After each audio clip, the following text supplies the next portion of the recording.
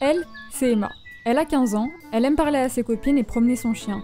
Mais aussi, comme toutes les filles de cet âge-là, elle rêve de s'acheter les baskets 3000. Emma, c'est moi. Il y a mon papa qui est en train de me dire qu'il y a un truc qui s'appelle l'inflation et qui est en train de nous faire perdre de l'argent. Je crois que ça veut dire qu'on ne pourra pas s'acheter les baskets 3000 pour se Quoi? comme prévu. Ça, c'est Emma qui est en train de se rendre compte, à sa manière, qu'elle aussi, même si elle est jeune, elle subit cette fameuse inflation. Ce qui se passe en ce moment, c'est même pour les économies avancées un retour des niveaux d'augmentation des prix proches de ceux enregistrés il y a environ 30 ans. En janvier 2023, les prix à la consommation augmentent de 6% sur un an. Qu'est-ce que ça veut dire? Cela veut dire en gros que l'objet que je veux acheter aujourd'hui sera plus cher si j'attends pour me l'acquérir demain, par exemple. C'est ainsi que l'inflation est vue comme un élément indésirable, nocif. Pourtant, on dit aussi que l'inflation permet de réduire plus facilement la dette publique qu'on doit rembourser. Le ratio dette sur PIB baisse parce que le PIB en valeur augmente. Mais je comprends pas si c'est souhaitable ou pas, ou si je pourrais m'acheter les baskets 3000. D'accord, je vois. Bon, je vais t'expliquer en partie les tenants et les aboutissants de l'inflation, et tu comprendras en gros qui réagit à quoi. Emma, bienvenue à toi dans le monde des théories économiques. Revenons à cette fameuse inflation. On explique son origine de 3 façons différentes. D'abord, une inflation par excès de création monétaire. L'économiste Milton Friedman pose que tout accroissement de la quantité de monnaie entraîne une hausse des prix. L'origine de l'inflation viendrait de l'accroissement de la quantité de monnaie qui circule dans notre économie. Si on crée de la monnaie avec la banque centrale pour faire ce qu'on appelle des politiques monétaires, les prix vont automatiquement augmenter. Ensuite, une inflation par les coûts.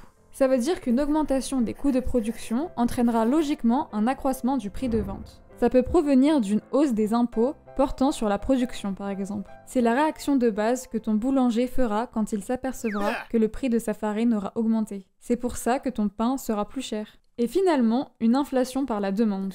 Sur un marché libre, le prix d'un bien est déterminé par le jeu de l'offre et de la demande. Par conséquent, tout accroissement de la demande va avoir un effet inflationniste.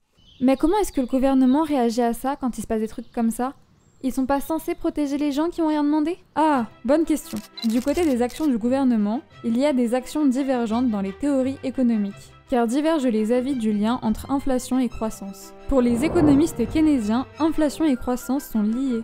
Toute politique de relance par la demande est source de croissance, et toutes ces politiques provoquent systématiquement de l'inflation. A l'inverse, pour les libéraux comme Friedman, ces politiques keynésiennes provoquant de l'inflation sont un frein à la croissance. Par exemple, dans un contexte d'ouverture internationale, elles risquent seulement de réduire la compétitivité prix des produits nationaux. De ce point de vue, l'État possède juste un rôle d'accompagnateur. Il doit faire en sorte que la hausse de la production soit proportionnelle à la montée des prix. Mais du coup, en temps normal, on n'a aucune inflation? Non, c'est plutôt une hausse régulière, mais modérée du niveau général des prix qui est l'objectif principal des politiques monétaires conduites par les banques centrales qui contrôlent tout ça. À ce titre, une progression de l'ordre de 2% par an est considérée comme optimale. Et pourquoi 2%? C'est une prévision qui permet aux entreprises d'ancrer leurs anticipations car il réduit l'incertitude sur les revenus futurs engendrés par l'investissement. Ça incite les gens comme toi et moi à placer dans l'économie leurs excédents de liquidité plutôt que de les garder dans la poche. C'est aussi ce qui permet de conserver les taux d'intérêt à des niveaux peu élevés pour que les ménages comme les entreprises puissent emprunter dans de bonnes conditions. Maintenant je comprends, elle peut avoir certains bons aspects et d'autres moins bons, mais moi, comment je peux savoir si c'est une bonne chose pour moi ? L'inflation n'a pas les mêmes conséquences pour tous les agents économiques. Les agents pénalisés par l'inflation sont ceux qui épargnent, dont la valeur réelle se réduit si les taux d'intérêt réels deviennent négatifs du fait d'un accroissement de l'inflation. A l'inverse, les agents endettés et dont les dettes ne sont pas indexées parfaitement et immédiatement sur l'évolution des prix tirent parti de l'inflation, car la valeur réelle de leur remboursement tend à diminuer avec l'inflation. L'État, par exemple, qui est structurellement endetté, est l'un des principaux perdants de la politique de désinflation compétitive menée dans les années 80 pour réduire l'inflation. Donc la plupart des gens sont pénalisés ? Là, ça devient intéressant, parce qu'ici, ça concerne beaucoup de monde. François Mitterrand disait: l'inflation, impôt pour les pauvres, prime pour les riches. On peut dire ça dans la mesure où elle rogne davantage le pouvoir d'achat des ménages les plus modestes. Les ménages les plus modestes consacrent une part plus importante de leur budget à l'alimentation et l'énergie.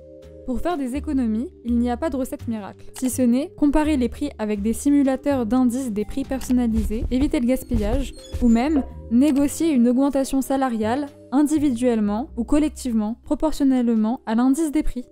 Eh bien, merci beaucoup pour ces informations. Maintenant, il faut que j'explique tout ça à Julie. J'ai beaucoup à lui dire. Allô Julie, j'ai un plan pour les